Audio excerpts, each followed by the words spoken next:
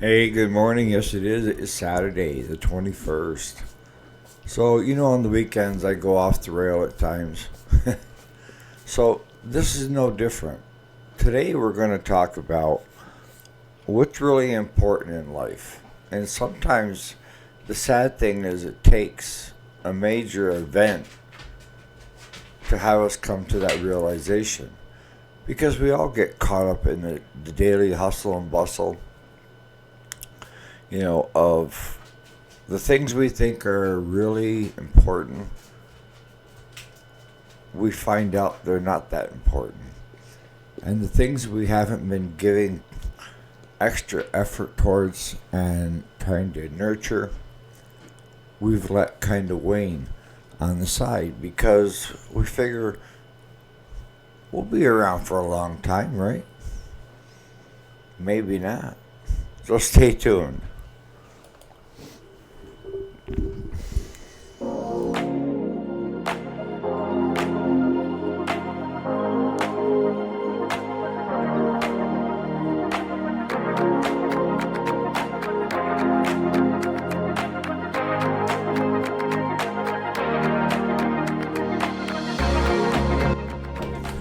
Alrighty, welcome back to the channel. If you didn't already know it, my name is Eric. And yes, this is the weekend. During the weekday is Monday through Friday, but on the weekend I go off the rail and we talk about personal development of some form, right? But today I'm talking about me. And maybe you can relate. And maybe my story will make it so that it's not too late for you. My tendency is I'm very business sense. Whether it be the cows, the shop, you name it, I approach everything as a business. And that's profit, loss, net, gross. And that's the way I've approached things in life. And that even includes the things that I buy that may bring me pleasure. And Claude, bless his heart, he is not one to hold back. He will speak his mind. And yesterday was no different. And let me add, I tend to surround myself with people that aren't afraid to speak their mind. I love people like that. I'd rather have you speak your mind, even if it's something that I don't want to hear. Say it anyways. And for me, a lot of times in the moment, the wheels aren't churning. But if you give me a day or two to think about it, you may get the answer of you're right. And in Claude's case, he's right. Because he's always said and always felt that you only go around once and you might as well enjoy it. And he buys things based on how much enjoyment it brings to it. I'm kind of the same to a certain extent. But the line in the sand is I won't buy it unless I can turn it and flip it in a hurry if I need to. See, I've been in those situations, and I know many of you have been too, where you fell on hard times and you had to start selling your stuff. And during those hard times that I was on and selling my stuff, I had to sell them at a loss. Alright? So when I hit into my 30s, I kind of made this deal with myself of if you're going to buy something, buy it because you can get out from underneath it versus buying it because it'd be pleasurable. And up until now, it's worked pretty good, because, I have a motorcycle in the garage and I can double my money on it. I got a Jag sitting in the garage. I can make money on it. if I have to, all my side by side and four wheelers I could sell because I don't owe anything on them. You see, kind of where that's leading. It's because that's my take on life. Is I don't ever want to be in the situation of where I'm going backwards. But the biggest realization that I came to is that people are worth more than stuff. You can surround yourself with all the stuff in the world and be the wealthiest man, but also be the loneliest. If you're not nurturing the relationships with the people around you, they are going to wane. And what do I mean by wane? I mean, it's not that the people around you that are close don't understand that you love them. It's the fact that you're not making much time to become part of things. And it doesn't help, up until this surgery that I tend to go to bed early. I used to be in bed by 6:30, 7 o'clock at night, and I get up at 3 in the morning. And this surgery has somewhat changed it in a way. And that is, I brought it up to Lisa yesterday. One of my biggest fears is if I put my head on the pillow and go to sleep, will I wake up? Crazy, huh? But that's how my mind works. Yeah. Where was I? But you have to nurture relationships. You can't just expect them to stay the same or get better if you're unwilling to put an effort into it. My daughter knows I love her to death. I will do anything for her. And if something is going on, this includes everybody else, I will drop what I'm doing and help you out. That's the way I've always been. But you can't always be that person that the only time your loved ones and your friends and everybody realize or see it is if there's a crisis going on, right? We don't need crises to bring us together. The closeness that I have with my daughter of either texting or FaceTiming every day is something I don't want to lose. My son, he's been more standoffish. And I don't say that in a bad way. But he deals with things totally different. Each one of them have got aspects of me that I see. My daughter's got my wit, the comebacks that she has. Gotta love her, and you will know exactly where you stand with her. She doesn't take any crap. My son is more like me in a sense that a lot of times I won't let you know that you've hurt me in a way, or that I'm even affected by it. But yet inside, it's like this turmoil. And you're trying to figure out how to deal with it. And that I gave to my son. My son got the short end of the stick. He got the internal struggles. He got the internal voices talking to each other of you're never good enough. You're never going to be good enough. And the sad thing is he can't see what all the rest of us see, that I see. Is he's always been good enough. And he will do the same thing. He drops what he's doing to help other people. Whether it's the cancer ride to just helping people in general.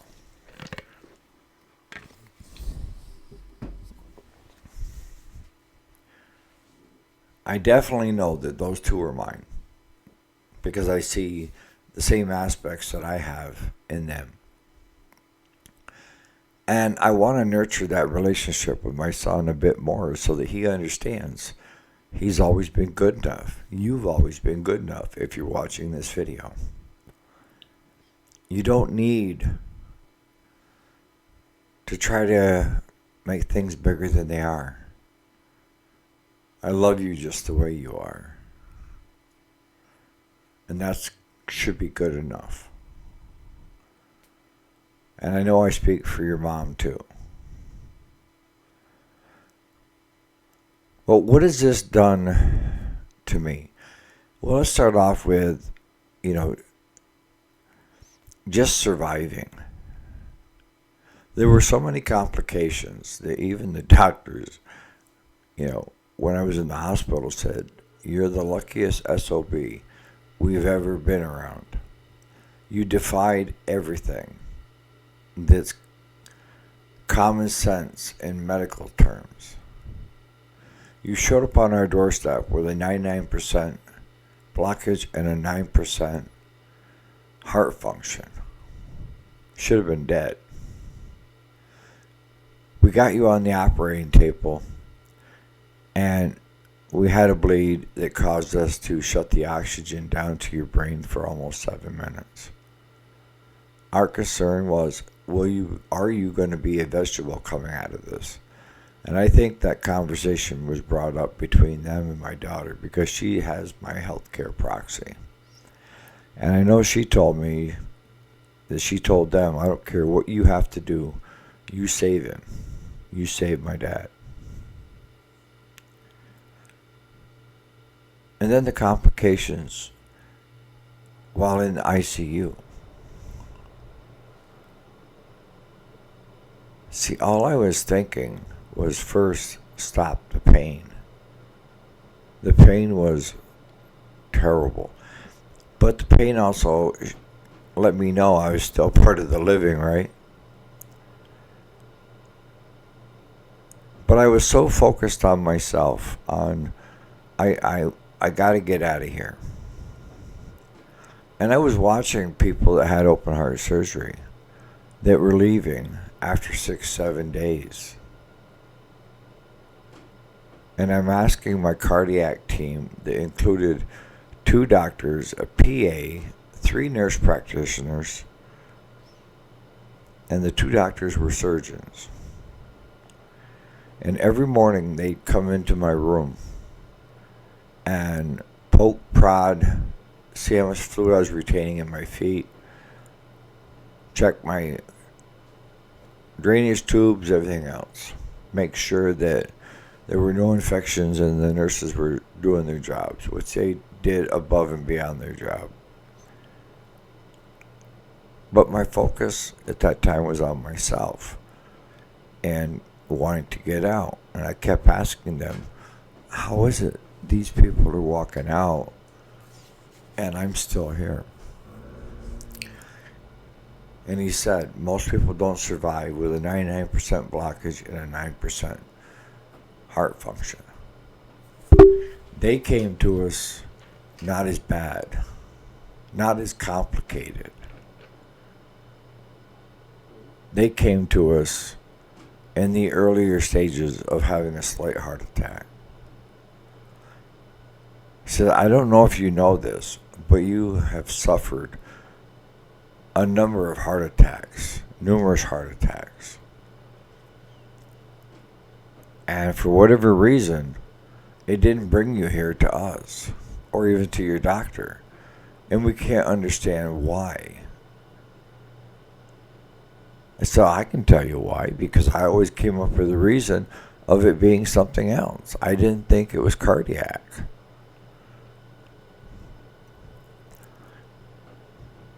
But, in the second week of asking why, my lead surgeon said, look, you were at 9. We've got you up into the 20s now. I can do one of 2 things. I can have you leave here early and have very high I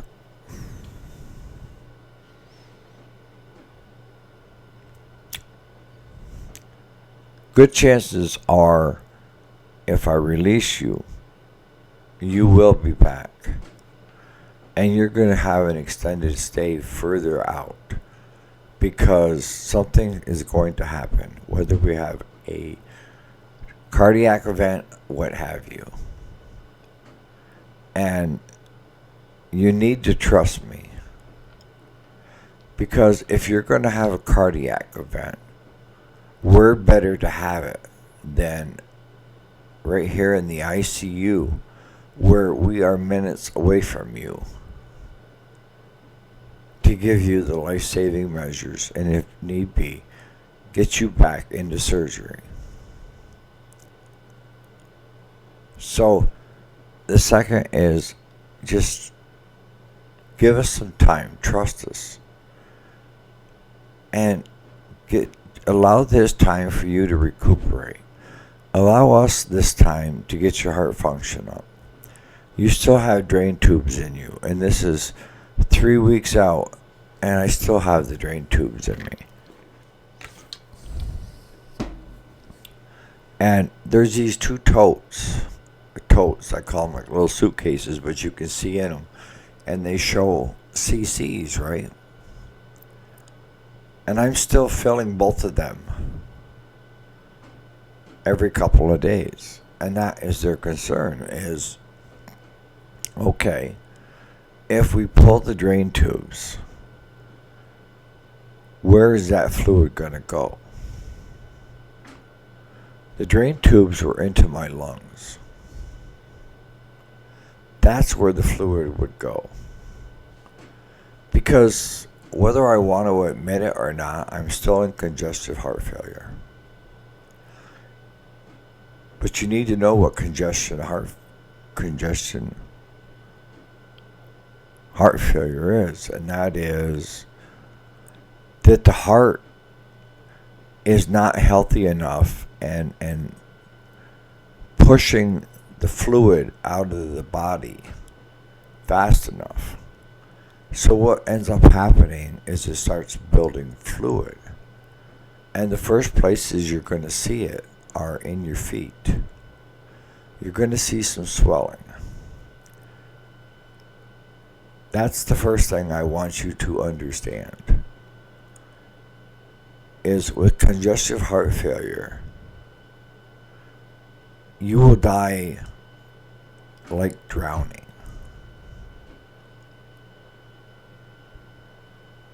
But if you're in taking a shower or you're in for the day from work and you notice the tops of your feet are swelled up, please, please, please get in with your primary and see a cardiac doctor because you are exhibiting signs of congestive heart failure. And if it goes unchecked, it's only going to lead to worse. Some doctors will simply put you on Lasix or a water pill in order to get rid of the water.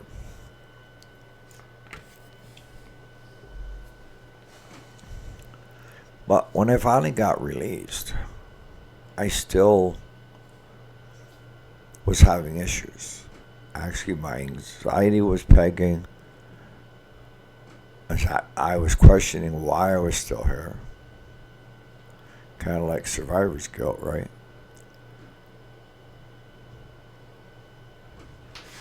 And in a way, and I want to take away from you guys, you soldiers and stuff, but PTSD.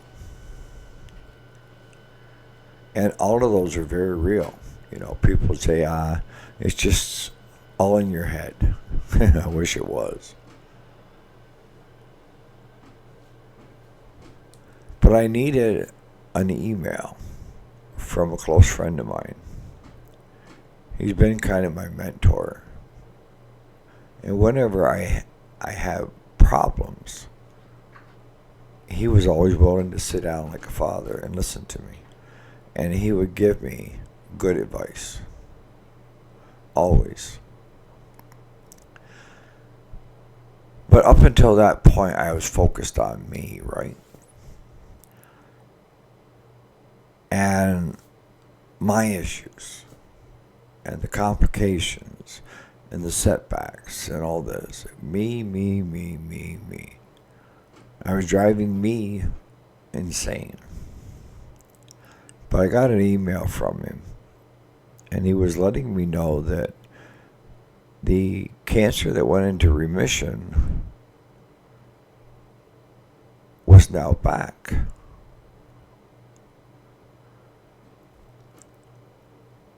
And he said that he had already started chemo and radiation. And that he had a hard time swallowing because they were concentrating up in here in his top of his lungs, esophagus.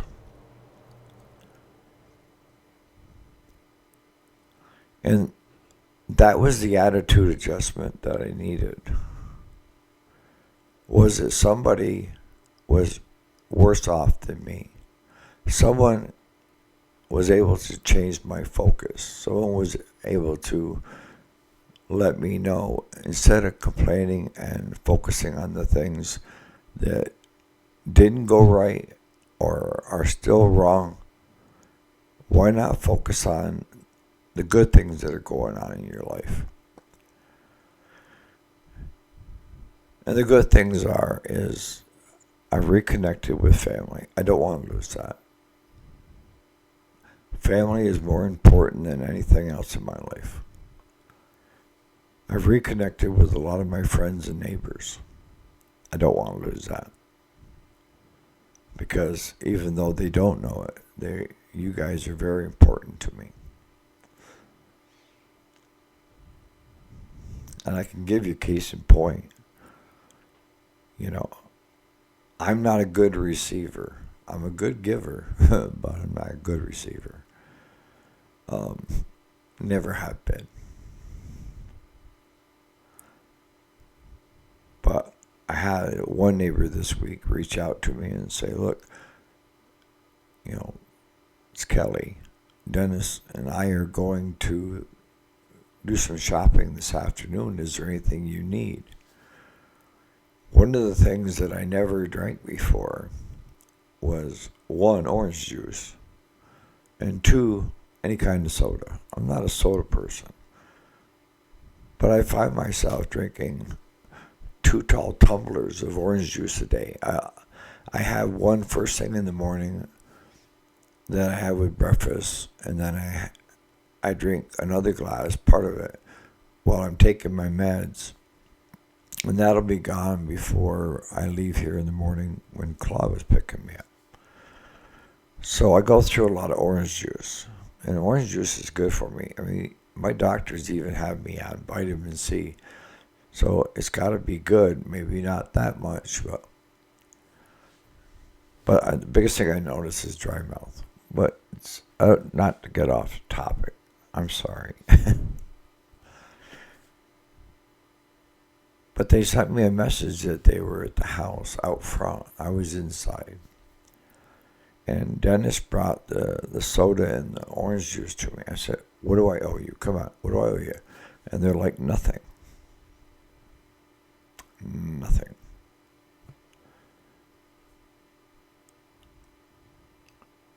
I don't want to be that person that says I don't appreciate what you've done for me, because I do.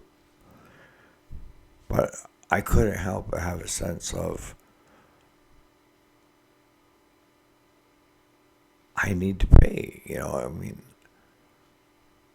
But I also need to allow my family and friends to do for me.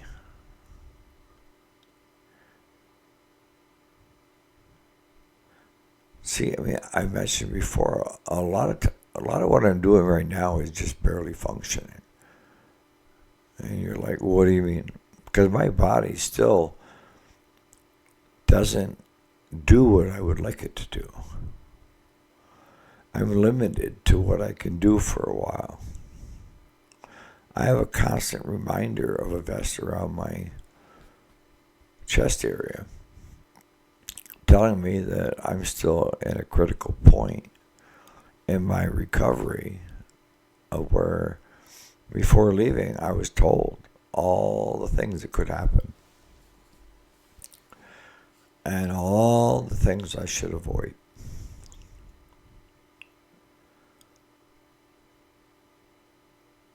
Even to the point of if I'm doing something that causes my heart rate to go up, it goes off. And the same holds true for down.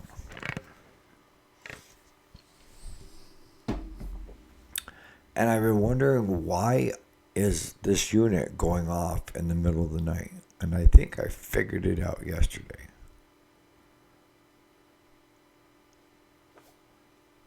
I have a problem with sleep apnea. And the only way I knew that was through my wife. She mentioned it. And that would kind of tell me that might be going on during the night, is that the machine is picking up when I stop breathing. The heart rate is going to change. It's going to do something. So I think it senses when I stop breathing for a minute or two that I assume the heart is speeding up because it's not getting oxygen. So the unit picks up on that. But by the time it gets to where it needs to go to the second phase, I've started breathing again and the heart is slowing back down again. So it says, okay, we're not there yet. If that makes any sense.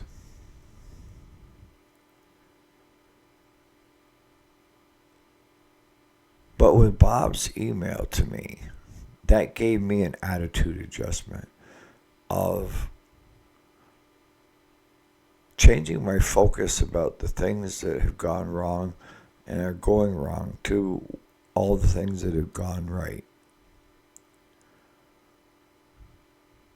My primary also has helped me out with putting me on a old with very few side effects, something to take the edge off, and that has helped immensely.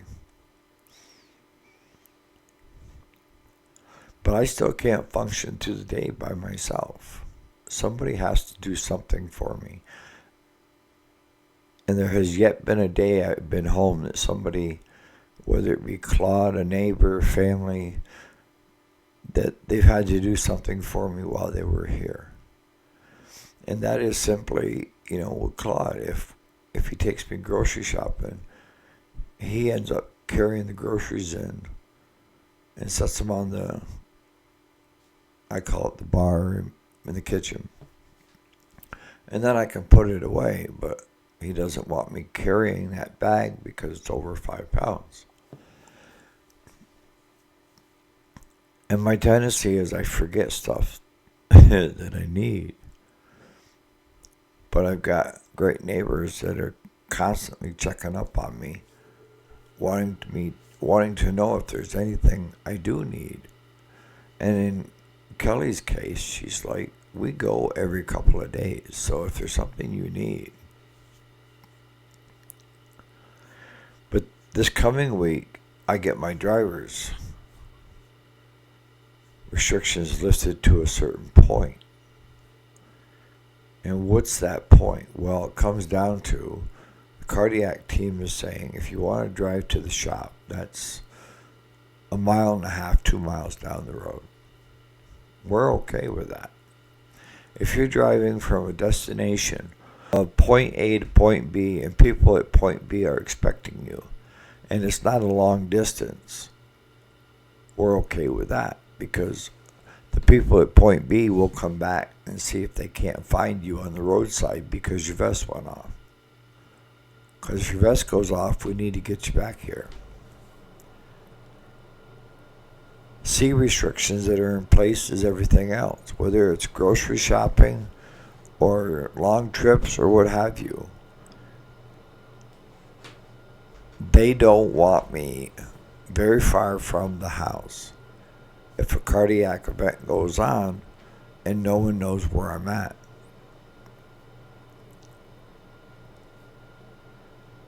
Because if a cardiac event takes place and the vest does what it's supposed to do, they want me to the ER as fast as possible. But if they don't know where I'm at, because my vest and my phone don't have locations like my daughter has with all her kids on the iPhone. She could tell where any of them are at any given minute.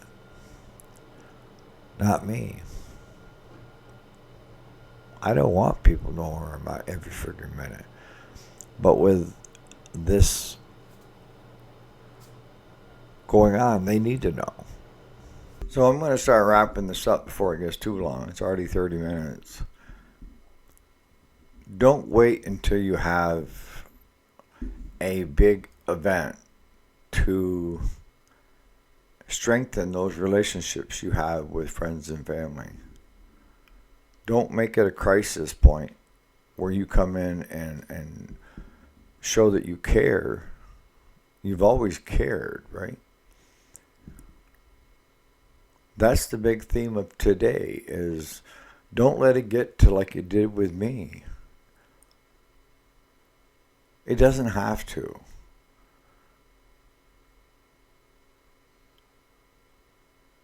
And you'd be surprised of how much it feels good inside, knowing that you have closeness with those people.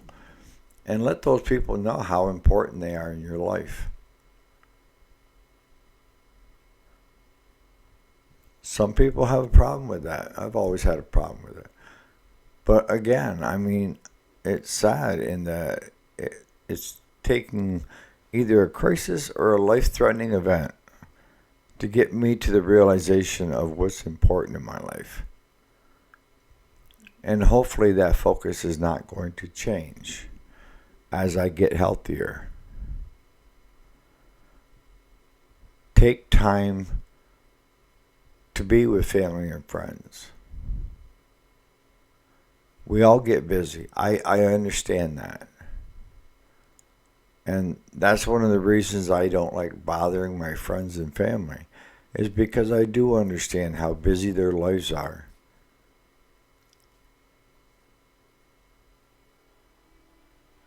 But at a whim, what I've found is they also will drop whatever they're doing to come help me. So on that note, you guys have a great Saturday. You know, I want you to come to the realization that you probably have some great friends and family in your life that wouldn't hurt to just take a day and rekindle it and show them and tell them how important they are to you. It doesn't have to be a crisis. You guys have a great Saturday, and I'm probably going to have something here for tomorrow morning. Again, thanks so much for watching. You guys have been very important to me as well, and I can't thank you enough. And that's part of me rekindling the great friendships that I have with you guys on this channel.